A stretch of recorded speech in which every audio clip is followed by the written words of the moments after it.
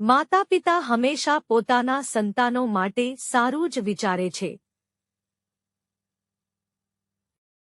એક હૃદયસ્પર્શી પ્રસંગ. પ્રસંગ શરૂ કરતા પહેલા વિનંતી કે અમારી ચેનલ શ્રી હિંગળાજ સ્ટુડિયોને ઝડપથી સબસ્ક્રાઇબ કરશો, લાઇક કરશો. તો ચાલો શરૂ કરીએ આજનો પ્રસંગ.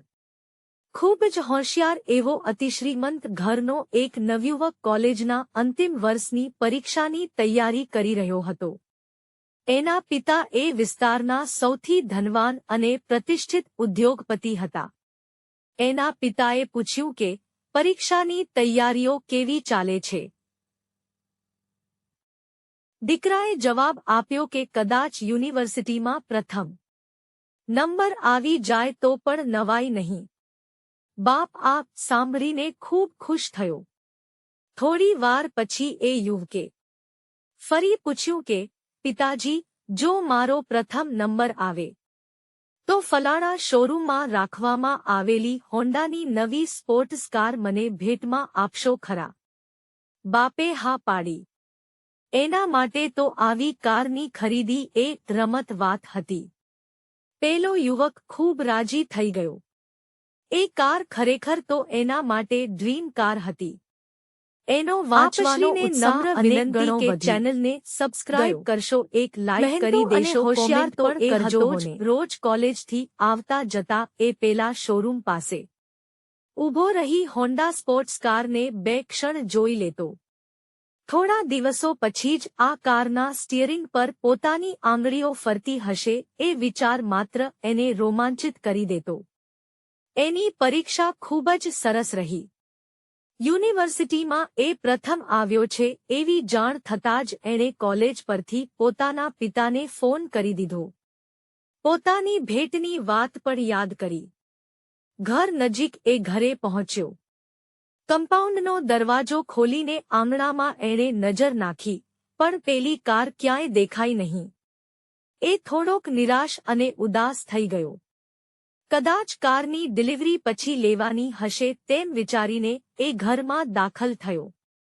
નોકરે એને આવીને કહ્યું કે શેઠ સાહેબ એમના રૂમમાં એના આવવાની રાહ જુએ છે. દોડતો એ પિતાજીના રૂમમાં પહોંચ્યો. એના પિતાજી જાણે એના આવવાની રાહ જ જોઈ રહ્યા હોય તેવું લાગ્યું.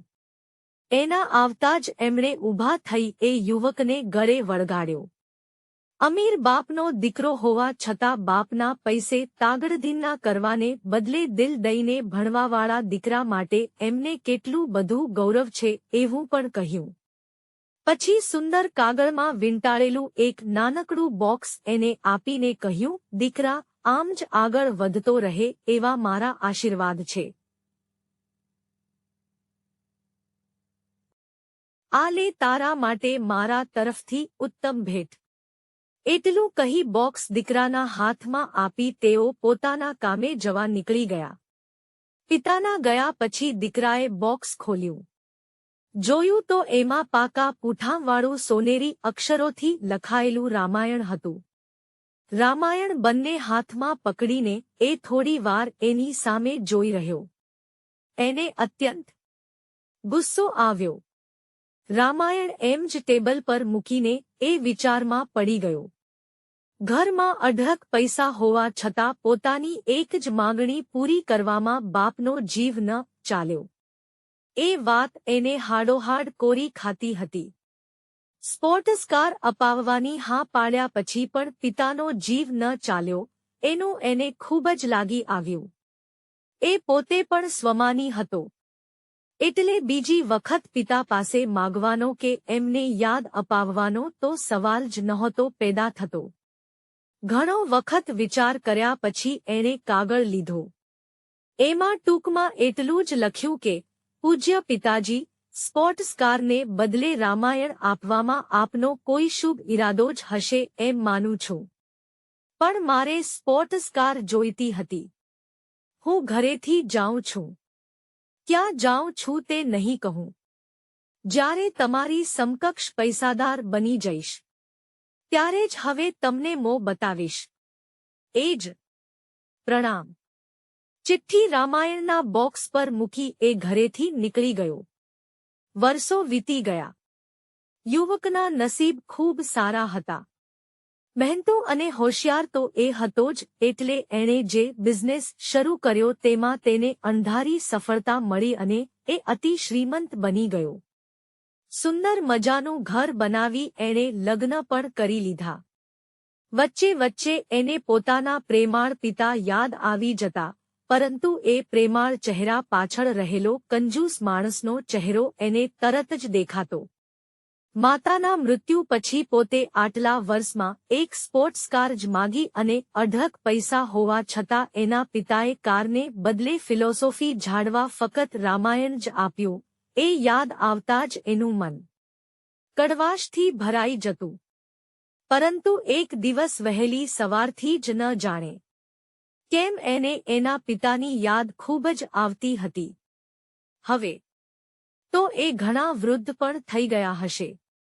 કંઈ નહીં તો એમની સાથે વાત તો કરવી જ જોઈએ. વૃદ્ધ માણસોને સંતાનોના અવાજથી પણ શાતા વળતી હોય છે.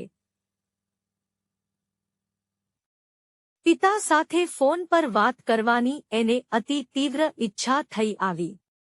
આમે સમયની સાથે દરેક ગુસ્સાનું કારણ નાનું થતું જાય છે. અને એકાદ દિવસ એવો પણ આવે કે માણસને એમ થાય કે અરે, આવા નાના અને વાહિયાત કારણ માટે આપણે આટલા બધા ગુસ્સે થયા હતા. આવું જ કંઈક એ યુવાનની સાથે બની રહ્યું હતું. એણે ફોન લઈ પોતાના ઘરનો નંબર ઘુમાવ્યો. સામા છેડે જ્યારે કોઈએ ફોન ઊંચક્યો ત્યારે એના ધબકારા ખૂબ વધી ગયા હતા. પિતાજી સાથે પોતે કઈ રીતે વાત કરી શકશે એની અવઢવ સાથે એણે હેલો કહ્યું, પણ એને નિરાશા સાંપડી.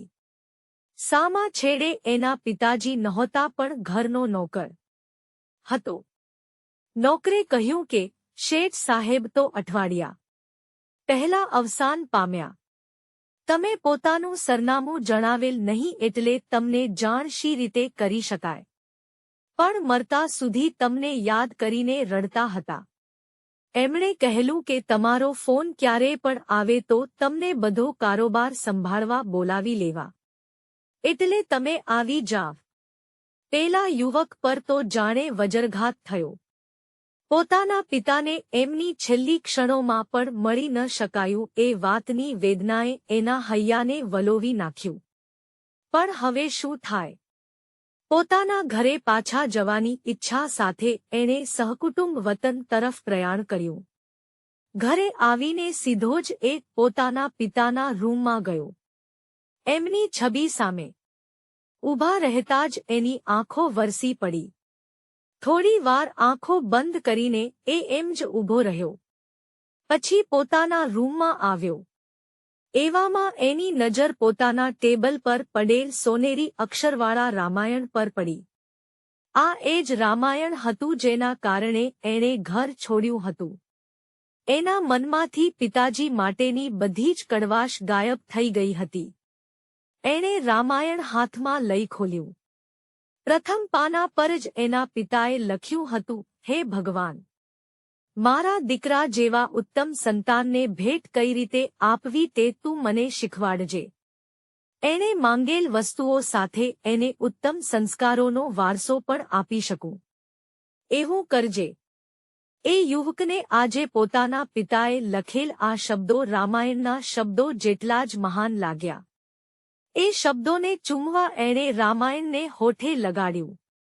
એ જ વખતે એના પાનાઓ વચ્ચે ક્યાંક છુપાયેલ એક નાનકડું કવર નીચે જમીન પર પડ્યું. પેલા યુવાને એ કવર ખોલ્યું. એમાં હોન્ડા સ્પોર્ટ્સ કારની ચાવી અને સંપૂર્ણ ચૂકતે લખેલું પેલા શોરૂમનું બિલ હતું. એના પર તારીખ હતી. એ પ્રથમ નંબરે પાસ થઈને આવ્યો હતો એ જ દિવસની. કંઈ કેટલીય વાર સુધી એ નીચે બેસી રહ્યો. પછી હૃદય ફાટી જાય એટલું બધું રડ્યો. ધ્રુસકે એક પછી કલાકો સુધી સૂનમૂન બની એ પોતાના પિતાજીની છબી સામે જોતો રહ્યો. ભેટ આપણે ધારીએ એ રીતે મળે તો જ આપણે એનો સ્વીકાર કરીએ એ તો કેવું. વડીલો તો ઠીક, ભગવાન તરફથી જુદી જુદી રીતે પેકિંગ કરાયેલ આવી કેટલી બધી ભેટોનો આપણે અસ્વીકાર કરતા હોઈશું. કારણ એક જ કે આપણી ધારણા પ્રમાણે એનું પેકિંગ થયું નથી હોતું.